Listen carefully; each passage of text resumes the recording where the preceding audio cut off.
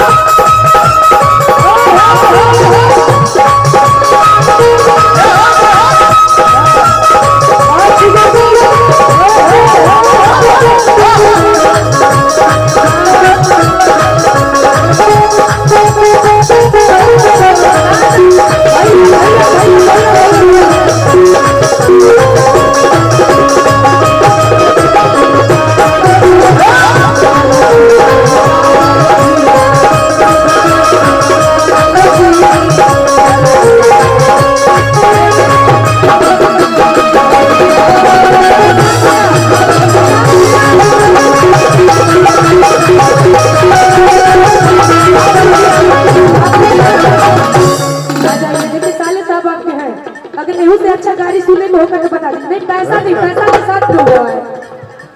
कोई जैसे ले आई हो ओ बिच्छी टोल गई, ओ बिच्छी टोल गई पीछे अंगनवा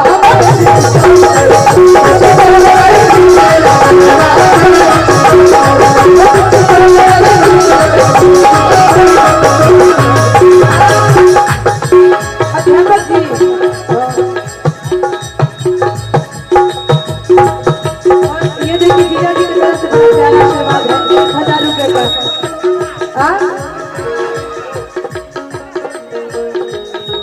टोल गई वो बिच्छी टोल गई पीछे जो बनवा है बिच्छी टोल गई पीछे जो बनवा है बिच्छी टोल गई वो बिच्छी टोल गई पीछे बनवा है बिच्छी टोल गई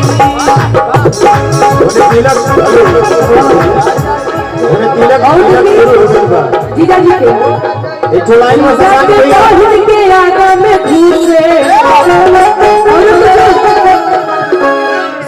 जीजा जी अगर नहीं आएंगे तो ऐसे खतरनाक गाली देंगे। अरे जीजा के बहन की आगा में घुसे